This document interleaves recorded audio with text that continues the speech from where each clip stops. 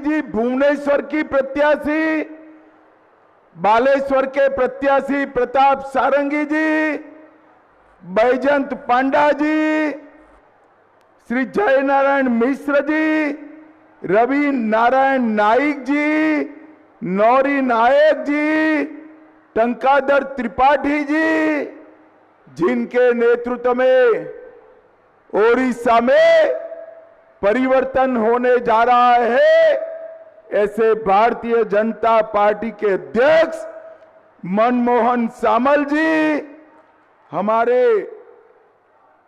बालेश्वर के प्रत्याशी श्री गिरीश पटेल जी, श्री गोविंद अग्रवाल जी, सीमांचल खटाई जी, तुलसी अग्रवाल जी, और आज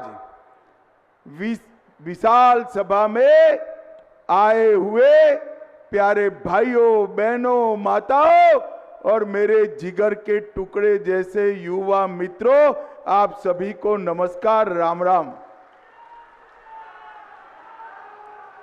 सबसे पहले इस महान उत्कल भूमि पर मैं आया हूं, संबलपुर आया हूं, तब महाप्रभु जगन्नाथ को प्रणाम कर कर मेरी बात की शुरुआत करना चाहता हूं। यहां से सीधा सभा समाप्त कर कर समलेश्वरी माई के चरणों में मैं शीश झुकाने जाऊंगा। ये हमारा शक्तिपीठ पूरे कोस्टल ओडिशा को और पूरे ओडिशा को संबल देने वाला है। समलेश्वरी मंदिर, घंटेश्वरी माता, बुध राजा मंदिर, विम्बलेश्वर शिव मंदिर, ये सभी को प्रणाम करता हूं। अभी अभी मुझे महान कवि गंगाधर मेहर जी का चित्र भेंट किया गया।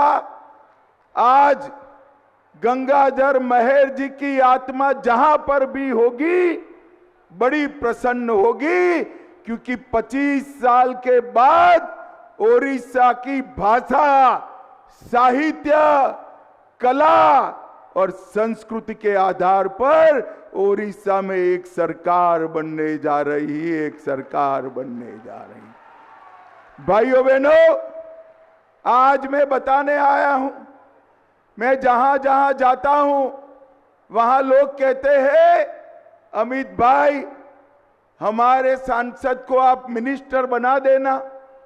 स्वाभाविक है, परंतु संबलपुर वालों, मोदी जी ने आपके यहां बना बनाया मिनिस्टर भेज दिया है, धर्मेंद्र प्रधान को भेजा है। हमारे जितने भी प्रत्याशी यहां पर बैठे हैं, मैं सबकी सीटों का जायजा लेकर कहता हूं, इस बार ओडिशा में ऊपर भी कमल खिलने वाला है और नीचे भी कमल खिलने वाला है। भाइयों बहनों, पूरे देश भर में दक्षिण, पश्चिम, उत्तर, उत्तर पूर्व, मध्य और अब ओडिशा में आया हूं। 5 चरण के चुनाव समाप्त हो गए हैं। मेरे ओडिया भाइयों बहनों, 5 चरण का परिणाम जानना है क्या? जरा जोर से बोलो, जानना है क्या? देखो भाई, 5 चरण में मोदी जी 310 क्रॉस कर गए हैं।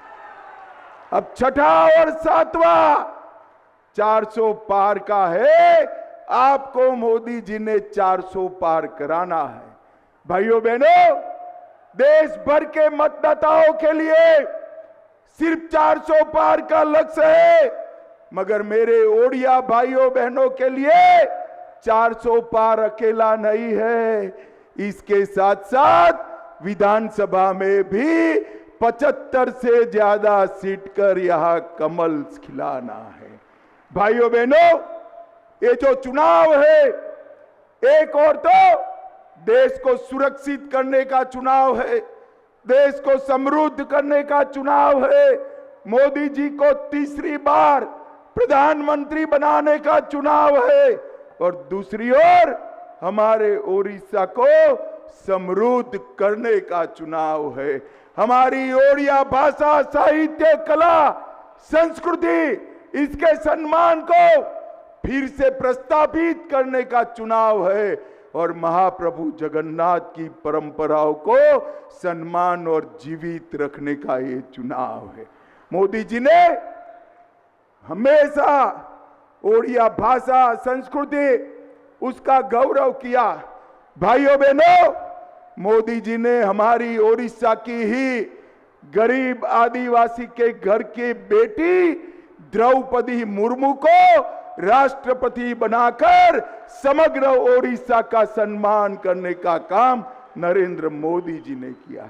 G20 का सम्मेलन हुआ, दुनिया भर के नेता मोदी जी के साथ हाथ मिलाकर फोटो खिंचाते थे, दुनिया भर के नेता। इसके पीछे तस्वीर कौन सी थी?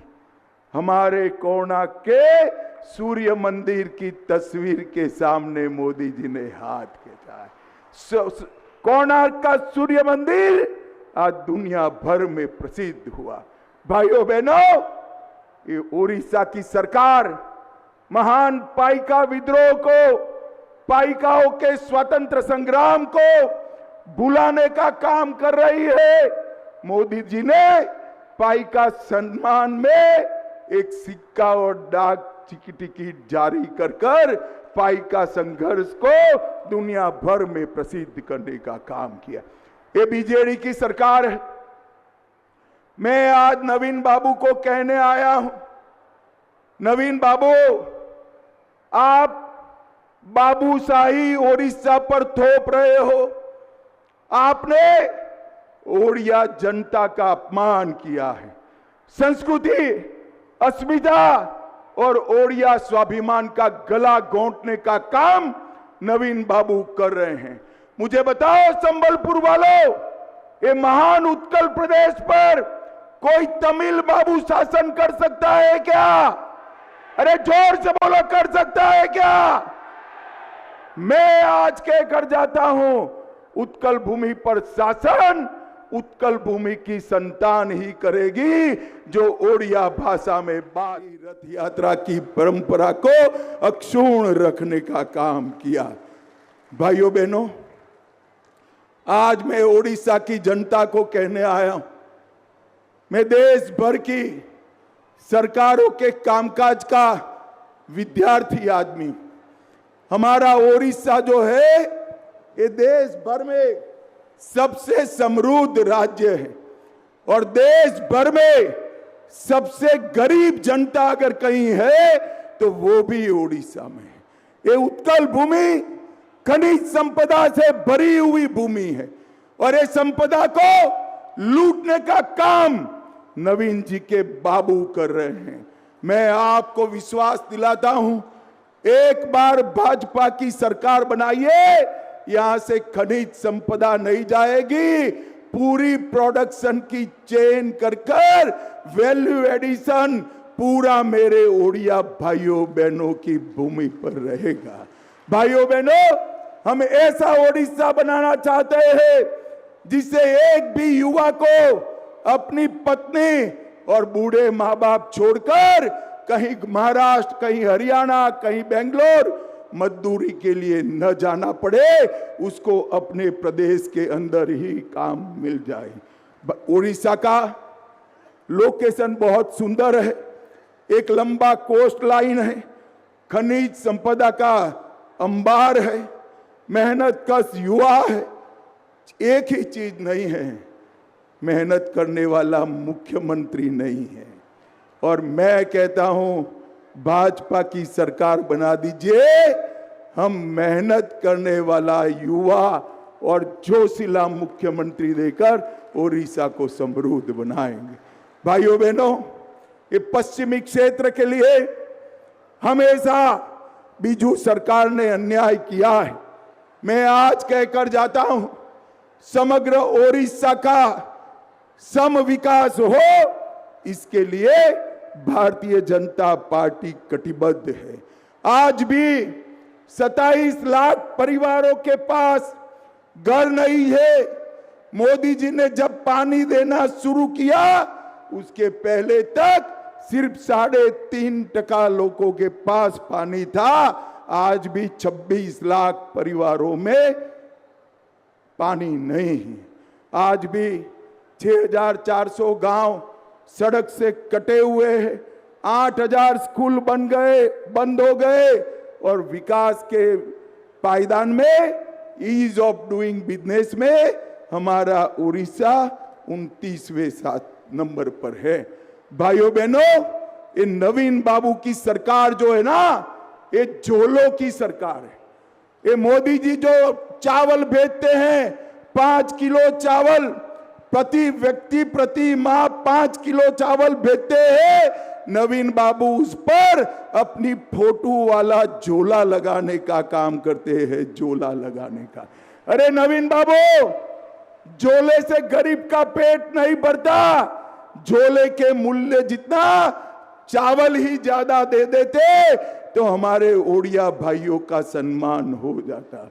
भाइयों बहनों, रत्न भंडार, आज मैं आप सभी को मेरे भी मन की बात कहता हूं। मैं जहां से आता हूं अहमदाबाद, वहां पर भी महाप्रभु निवास करते हैं। For more such videos, subscribe to the NewsX YouTube channel, hit the bell icon.